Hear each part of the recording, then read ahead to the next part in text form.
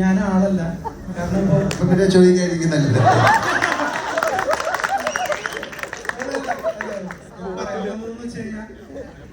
ഒരു നന്ദിയാണ് സത്യം പറഞ്ഞ. എന്താണ്? അതായത് ലാലേട്ടനെ എപ്പോ കണ്ടാലും ഞാൻ ആദ്യമായിട്ടാണ് കാണുന്നത് ലാലേട്ടനെ. ആദ്യമായിട്ടാണ് ലാലേട്ടനോട് ചോദ്യം ചോദിക്കുന്നത്. അതുകൊണ്ട് പറഞ്ഞതാണ്. ലാലേട്ടനോട് പറയാനുള്ളത് ഒരു നന്ദി മാത്രമാണ്. ഈ മലയാളക്കരയിൽ വന്ന് പിറന്നതിന്, മലയാള സിനിമയിൽ അഭിനയിക്കാൻ തീരുമാനിച്ചതിന്, അതോടൊപ്പം തന്നെ ഞങ്ങളുടെ ദുഃഖത്തിലും സന്തോഷത്തിലും രോമാഞ്ചത്തിലും ഒക്കെ സിനിമകളിലൂടെ ഒപ്പം നിന്നതിന് നന്ദി മാത്രമുള്ളൂ ലാലേട്ടാ പറയാൻ. ഞാൻ ആദ്യമേ നന്ദി പറഞ്ഞുകൊണ്ടല്ലേ എന്റെ ഭർത്താവിനെ നിന്ന് തുടങ്ങിയത്. നിങ്ങളോട് നന്ദി പറഞ്ഞിട്ടാണ്. കാര്യം നിങ്ങൾ തന്നെയാണ്, ഈ നന്ദി തന്നെയാണ് ഞാൻ മോഹൻലാൽ എന്ന ഈ നടനെ 47 വർഷമായിട്ട് നിർത്തിയിരിക്കുന്നത്. വളരെയധികം രാജയോട് ചോദ്യമുണ്ടല്ലേ?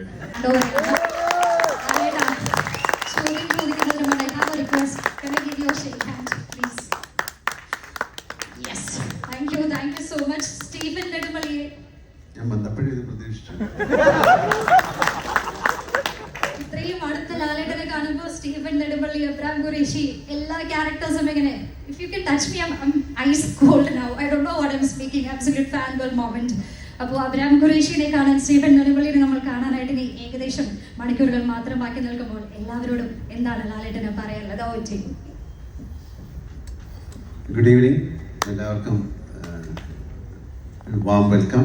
ഇതിലേക്ക് ഈ ഒരു ചെറിയ ചടങ്ങിലേക്ക് വന്നതിന് ഒരുപാട് സന്തോഷം. എമ്പുരാൻ എന്ന സിനിമയെക്കുറിച്ച് കൂടുതലൊന്നും പറയുന്നില്ല, എല്ലാവരും പറഞ്ഞു കഴിഞ്ഞു.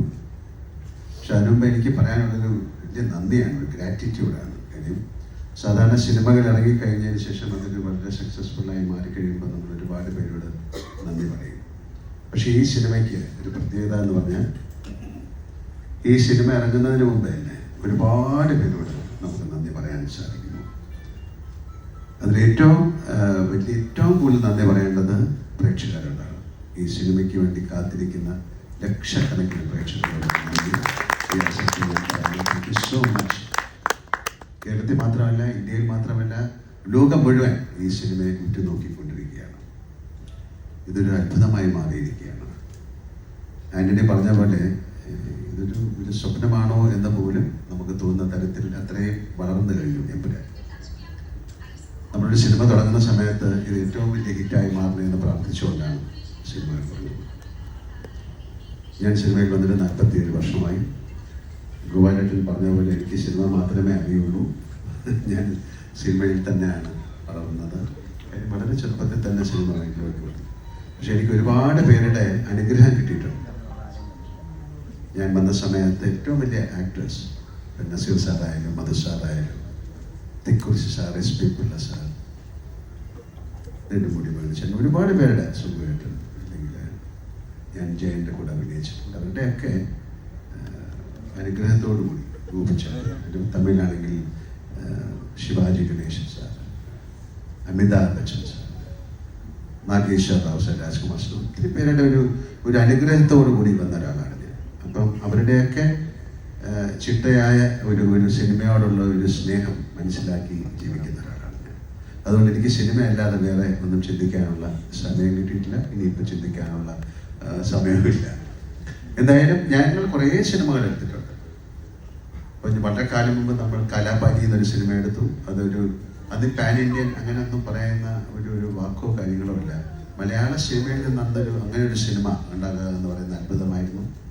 ഞാൻ വാനപ്രസ്ഥം എന്നൊരു സിനിമ എടുത്തിട്ടുണ്ട്. അതൊക്കെ സിനിമയിലേക്ക് അത്ഭുതങ്ങൾ ഉണ്ടാക്കി കൊടുത്തതാണ്.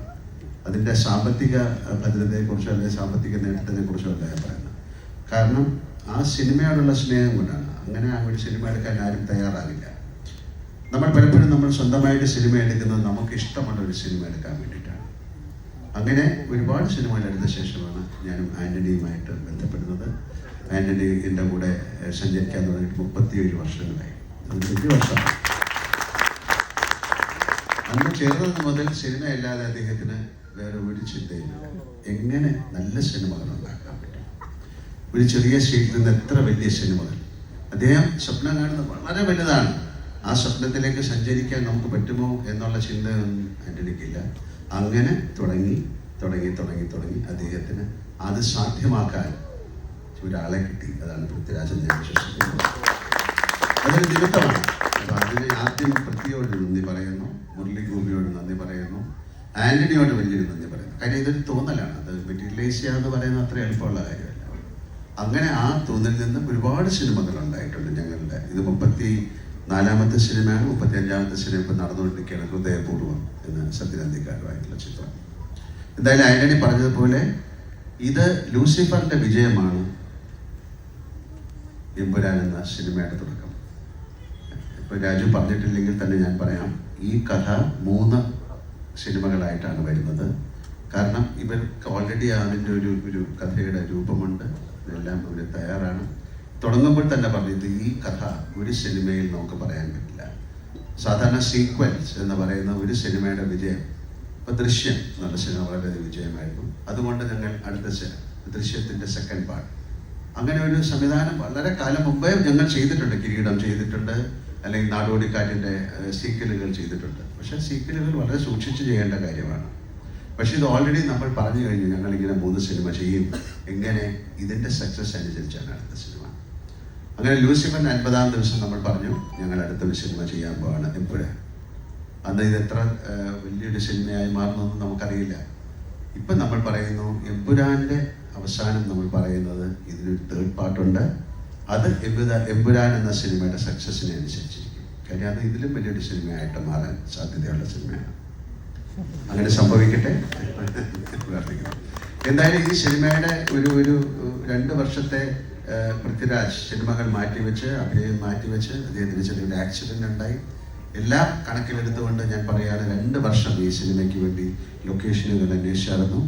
അതിൻ്റെ കൂടെ സഞ്ചരിച്ച ഒരുപാട് പേർക്ക് നന്ദി പറയാൻ ഈ അവസരം ഞാൻ ഉപയോഗിക്കുകയാണ്.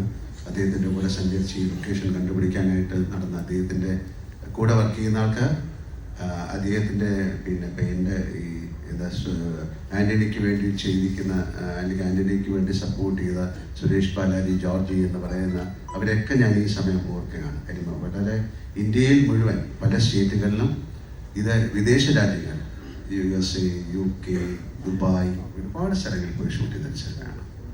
കാരണം ആ സിനിമയ്ക്ക് അത്രയും, അങ്ങനെ ചെയ്താലേ ഈ സിനിമ നന്നാവുള്ളൂ. അതനുസരിച്ചാണ് ഞങ്ങൾ സിനിമ ചെയ്തിരിക്കുന്നത്. പലരും ചോദിക്കും ഈ സിനിമയുടെ ബഡ്ജറ്റ് എന്താണ്. ഞങ്ങൾ പറയുന്നില്ല. കാര്യം ആ സിനിമയുടെ ബഡ്ജറ്റ് അതിൻ്റെ മേക്കിങ്ങിലാണ്. അല്ലാതെ ഇത്ര രൂപയ്ക്ക് ഈ സിനിമ എടുത്തു എന്ന് പറഞ്ഞാൽ വലിയ സിനിമയായില്ല. ഇപ്പോൾ 1000 കോടി മുടക്കിയിട്ടൊരു സിനിമ എടുത്തിട്ട് അത് സക്സസ്ഫുൾ ആയില്ലെങ്കിൽ, അതുകൊണ്ട് ബഡ്ജറ്റ് എന്ന് പറയുന്നതല്ല, ഞങ്ങൾ എങ്ങനെ ചെലവഴിച്ചു എന്നുള്ളതാണ്. അപ്പോൾ ഈ സിനിമ കണ്ടിട്ട് നിങ്ങൾക്ക് തീരുമാനിക്കാം ഈ സിനിമയുടെ ബഡ്ജറ്റ് എന്തായിരിക്കുന്നു. കാര്യം വട്ടവർ നമ്മൾ ആ സ്പെൻഡ് ചെയ്തതെല്ലാം ആ സിനിമയിൽ നിങ്ങൾക്ക് കാണാൻ സാധിക്കും. അത്തരം കാര്യങ്ങൾ ആ സിനിമയ്ക്ക് ആവശ്യമുണ്ടായിരുന്നു. ഞങ്ങൾ മുന്നോട്ട് പോകുന്ന സമയത്ത് ഞങ്ങൾക്ക് ചില തടസ്സങ്ങളുണ്ടായി. അതൊരു പ്രത്യേക സമയത്താണ് ആ തടസ്സങ്ങളുണ്ടായത്. ഗോപാലേട്ടൻ, എനിക്ക് ഏതാണ്ട് 45 വർഷമായിട്ട് അറിയാം അദ്ദേഹത്തെ. ഞങ്ങൾ മദ്രാസിൽ അന്നും എന്നെ കാണുമ്പോഴുള്ള അതേ ആ സ്നേഹം തന്നെയാണ് ഈ 45 വർഷം കഴിഞ്ഞിട്ട് അദ്ദേഹം ഇപ്പം കാണുമ്പോഴും അതേ ശരിയും. പിന്നെ ഇതിനൊരു മനസ്സ് വേണം ഒരു സിനിമയെ സഹായിക്കാൻ. ഒരു ഗോപാലേട്ടൻ നമ്മൾ വിളിച്ച്, ഗോപാലേട്ടൻ ഇങ്ങനെ ഒരു പ്രോബ്ലം ഉണ്ടെന്ന് പറയുന്ന സമയത്ത്, അയ്യോ അത് ഞാൻ കുറച്ച് കഷ്ടമാണ്, പിന്നെ ചിന്തിക്കാം. അങ്ങനെയല്ല അദ്ദേഹം പറഞ്ഞത്. അദ്ദേഹം ഒരു നല്ല സിനിമ നിന്ന് പോകരുത് എന്ന് പറഞ്ഞിട്ടാണ്. ഇതിനുമുമ്പ് അദ്ദേഹം എത്രയോ പ്രാവശ്യം നമുക്കൊരു സിനിമ ചെയ്യണമെന്ന് പറഞ്ഞിരുന്നു. അന്ന് സാധിച്ചില്ല, പല കാരണങ്ങളുകൊണ്ടാണ്. പിന്നെ സിനിമ എന്ന് പറയുന്ന ഒരു നിമിത്തമായിട്ട് ഞാൻ വിശ്വസിക്കുന്നു. ഇങ്ങനെ ഒരു സിനിമ ചെയ്യാൻ വേണ്ടിയിട്ടാണ് ഗോപാലേട്ടൻ ഞങ്ങൾ കാത്തിരുന്നത്. നമുക്ക് എടുത്തു പറയേണ്ട, വേറെ നന്ദി പറയേണ്ട മിസ്റ്റർ കൃഷ്ണമൂർത്തിയോടാണ്. തീർച്ചയായിട്ടും ആ ബഹുബലി കൊണ്ടാണ് ഒരു ലോകം മുഴുവൻ തെലുങ്ക് സിനിമയെ വളരെയധികം സ്വീകാര്യത നേടിയത്. ഒരു KGF അല്ലെങ്കിൽ അങ്ങനെ ഒരു സിനിമ കൊണ്ടാണ് കന്നഡ. അതുപോലെ പിൽക്കാലത്ത്, ഇനി വരുന്ന കാലത്ത് മലയാള സിനിമ ഏറ്റവും കൂടുതൽ അറിയപ്പെടാൻ പോകുന്നത് എമ്പുരാൻ വഴിയാകട്ടെ. ഞാൻ പ്രാർത്ഥിക്കുന്നു. ഒരിക്കലും എല്ലാവർക്കും, നമ്മുടെ കൂടെ അഭിനയിച്ചവർക്ക്, ഈ സിനിമയിൽ പങ്കെടുത്തവർക്ക്, പ്രേക്ഷകർക്ക്, വിളിക്കുന്ന എല്ലാവർക്കും എൻ്റെ ഹൃദയത്തിൻ്റെ ഭാഷയിൽ നന്ദി പറയുന്നു. എമ്പുരാൻ നല്ലൊരു വിജയമായി മാറട്ടെ. നാളെ രാവിലെ ഞാനും സിനിമ കാണാൻ പോവാണ്. ഈ സിനിമ കാണാനുള്ള അത്യധിക ആവേശത്തോടെയാണ് ഞാൻ പോകുന്നത്. നന്നായിരിക്കുമെന്ന് പ്രതീക്ഷിക്കുന്നു. Thank you. നടന്ന പ്രൊമോഷൻ കഴിഞ്ഞപ്പോൾ കേരളത്തിലെത്തിയിരിക്കുകയാണ്. ഏറ്റവും ലാസ്റ്റാണ് കേരളത്തിലെത്തിയിരിക്കുന്നത്. പക്ഷെ നമ്മൾ കണ്ട കുറേ പ്രൊമോഷനിൽ ഓരോ ഇന്റർവ്യൂവിലും ലാലേട്ടന് ചിരിയും കളിയും തമാശകളും ഉണ്ട്. ഒത്തിരി ടെൻഷൻ അടിച്ച് ഇവിടെ ആന്റണി പെരുമ്പാവൂർ എന്ന ഒരു പ്രൊഡ്യൂസർ ഇവിടെ ഇരിപ്പുണ്ടായിരുന്നു. ആ സമയത്തൊക്കെ ഡെയിലി രാത്രി നിങ്ങൾ കോൾ ചെയ്യുമായിരുന്നു. എപ്പോഴും നിങ്ങൾ ഷെയർ ചെയ്തുകൊണ്ടിരുന്ന എന്തായിരുന്നു? അത്ര എൻജോയ് ചെയ്ത ഏറ്റവും നല്ല ഇന്റർവ്യൂ ഏതായിരുന്നു ലാലേട്ടൻ ഫീൽ? ഞാൻ ചിരിച്ച് കളിച്ച് സംസാരിക്കുന്നത് തെറ്റാണോ?